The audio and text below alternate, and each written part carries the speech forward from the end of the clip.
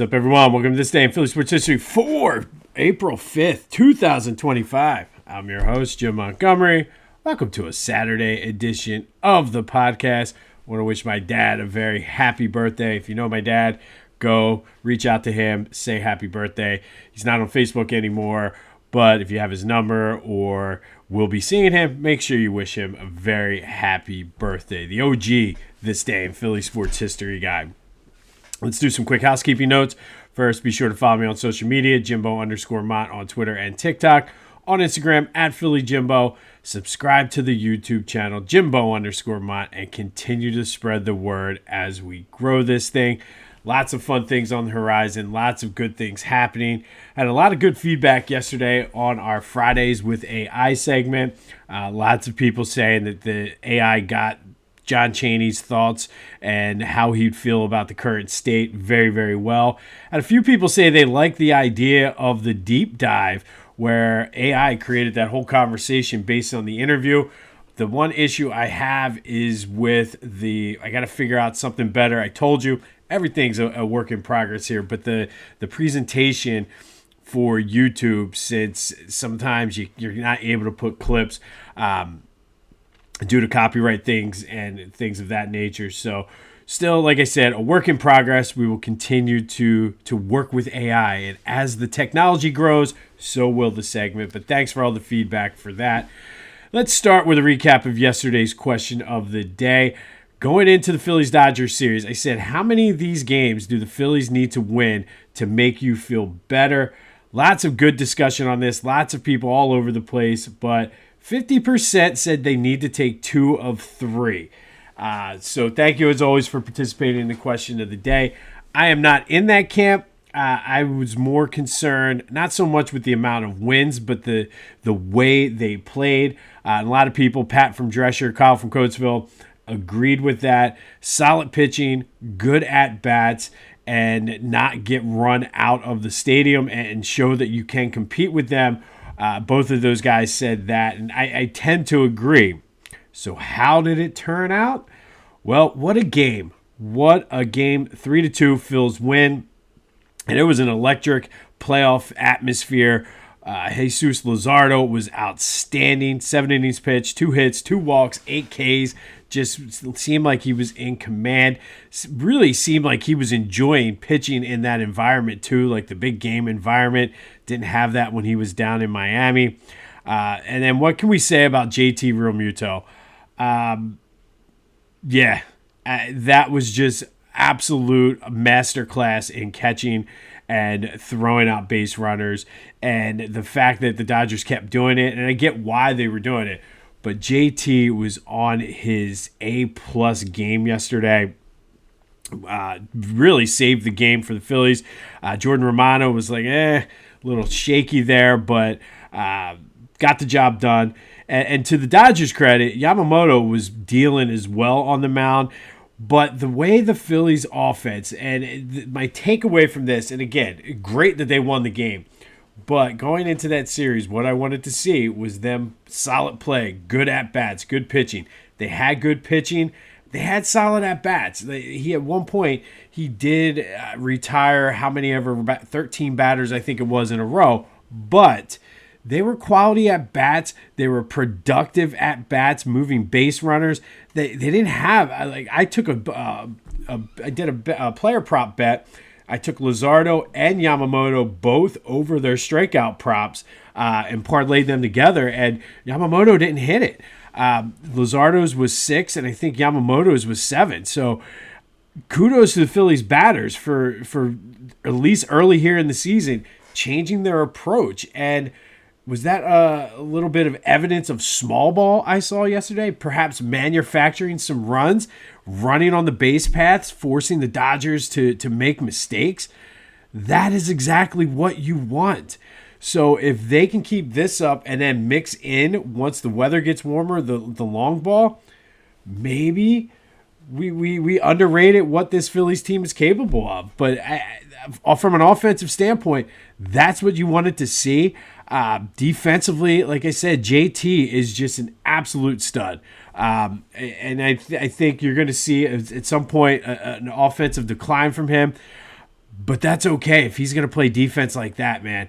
Like, that was just outstanding. Like, textbook how you want to teach your kids how to throw down to second base. So, great win for the Phils. They're back at it this afternoon. Aaron Nola on the mound today. Hopefully he's ready to bounce back from a rough start in his first. And again, like that first start, he was cruising until he gave up the home run. So we'll see what happens, but good start to this series for the Phillies. And no matter what happens now the rest of the series, I need to see them play the way they played yesterday and show that they are capable. And going into the series, I meant to mention this earlier, Bryce was interviewed and was asked about what the Dodgers were doing and all of the high price. And he was like, look, some people aren't going to like this, but losers complain. They're doing what they're doing. We need to go and take care of what we need to take care of. And I really like that mentality. And he's right. We can't complain about them. Like, we are maybe not their equal from a talent standpoint, but we showed yesterday we can go toe-to-toe for them. And I think this is that whole new Philly mentality. I'm bringing it back.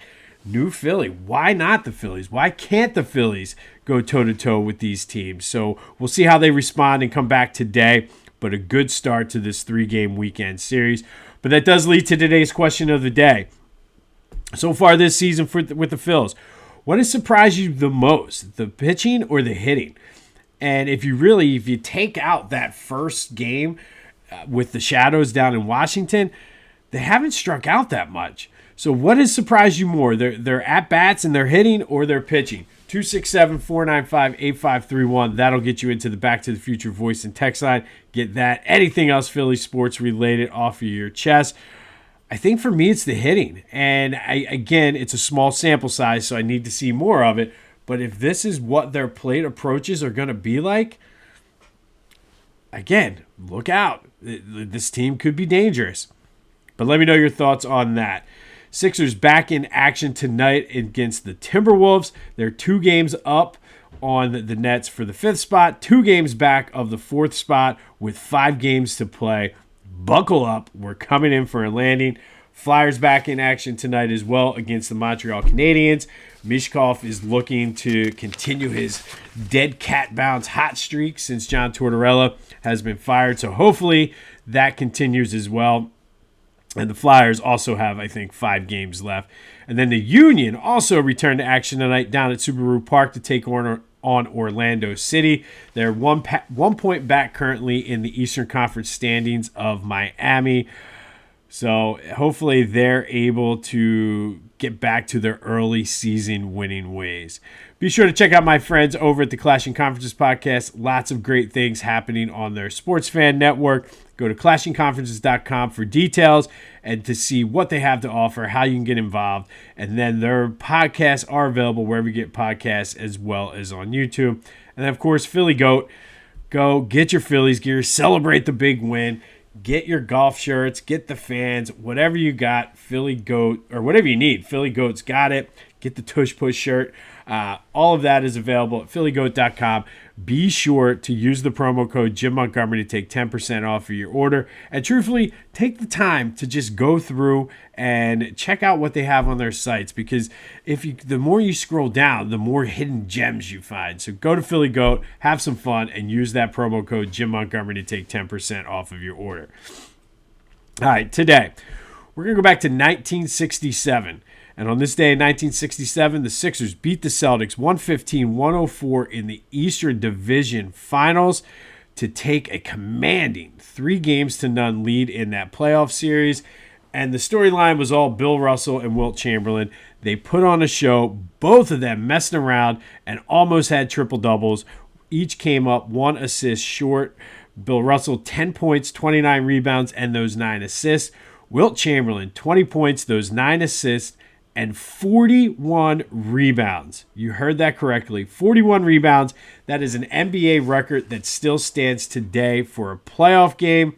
And you know I like to do this if you're keeping score at home. The modern record is basically since 1984.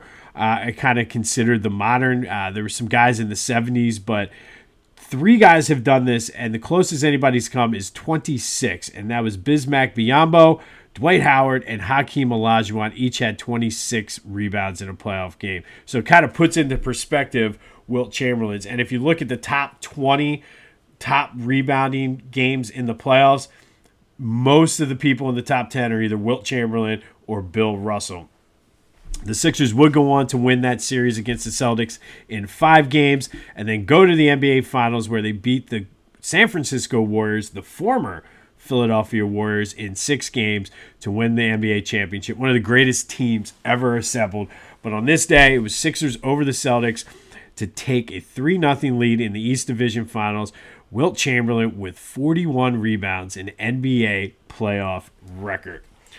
All right, and finally today, we're going to continue our discussion with Lenny Wagner. He is the author of Playing with the Best, One Man's Journey Through the Golden Age of Sports. It's a story of Walter French, and we've talked a lot about Walter and his amazing story. We talked earlier this week about his Philadelphia Athletics career. He won a World Series. Yesterday, we started to talk about his pro football career.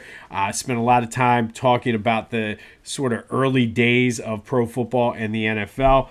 But today, we know Bo, we know Dion, but long before them, there was Walter French. He was a 2-sport star, and still to date, even though officially not recognized, and we'll get more into that tomorrow, a 2-time champion in both Major League Baseball as well as the NFL. So let's go to Lenny and see what he has to say today. In 1925, the Pottsville Maroons, which was basically a coal mining town up in Schuylkill County, had a very good team that played in the Anthracite League, all the old coal mining towns. And they joined the NFL in 1925. So Walter went to Connie Mack. Connie Mack had just announced that Walter was going to be a starting right fielder in 1926. So Walter had to approach him. This isn't analogous to what he went through in 1923. He needed to get Connie Mack's sign off. So he went and met with Connie Mack, and years later recalled that Mack initially said no. But Walter talked to him about how much money he could make. And I think Mack was a little surprised by that and said, okay, I can't deny you that, so you go ahead and play. So he played for the Maroons, and he did very well. He led the NFL in yards per carry. He scored 5 touchdowns in 9 games. Only a handful of people in the NFL scored more touchdowns than he did. He wasn't a featured back on the team. That was a guy named Tony Latone. And the style of play that the Maroons, it used in those days was kind of a straight ahead, no flash, kind of pound and ground, what we call it, kind of thing. And they lost 1 game to Providence, because Providence just kind of geared up to stop the run, and they realized they needed some faster outside guys. And so Charlie Berry has a great end, and Walter French, provided that extra look that the Maroons needed. And they went on to win, 9. They ended up their season 9-2. Now, in those days in the NFL, there was no playoff games. There was just whichever team had the best record at the end of the year would be declared the champ. And also, the schedule was a little loosey-goosey compared to what it is today. So as long as you played a game prior to December 20th, it would count as a legitimate game in your standings. Whether or not it was on your schedule when the season began or not, that was immaterial. So at the end of the season, the Maroons and the Chicago Cardinals had essentially the same record. And the owner of the Cardinals contacted the owner of the Maroons and challenged him to a game that they said would decide once and for all, who's the champ. So it was almost like it became a playoff game, even though there was really no such thing. The game's played in Chicago at Comiskey Park. It's a freezing cold day. The Maroons go up there and beat them 21-7. And Walter French is far and away the star of the game for the Maroons. the newspapers said French runs wild and win over the Cardinals. So he was really the big hero of the game. All right, thank you, Lenny. Again, an amazing story. The fact that here he is in the de facto championship game, stepping up, being the best player on the field, doing what the team needs to win. It just goes to show just how amazing this dude's story is. And I mean, I don't know. Like, I enjoy every time. Like, I sat down with Lenny, and every time we listen to these clips, it's like I get like I'm intrigued and interested in what it's going to what's going to happen. Tomorrow we'll talk more about the Pottsville Maroons with Lenny, as well as their legacy. But if you want to see Lenny, he will be at the Mount Laurel Historical Society April 8th, which is Tuesday, at 7 p.m., doing a little presentation and signing his book. So go check that out. I'll be there. Come over, say hello. But we'll finish up our Walter French discussion with Lenny Wagner tomorrow. But be sure to Lenny's book is available wherever you get your books, as well as on Audible. So go check that out. On this day in 1967, Sixers beat the Celtics 115-104 to take a 3-0 lead in the East Division Finals. Wilt Chamberlain with 41 rebounds, setting an NBA record for playoff rebounds, or for rebounds in a playoff game, I should say. We will have more on the Union, Sixers, Flyers, and of course, Game 2 of the Phillies-Dodgers series tomorrow. Don't forget to say happy birthday to my dad. Go have a Saturday. This has been This Day in Philly Sports History for April 5th, 2025. My name is Jim Montgomery, and until next time, I'll see you when I see you.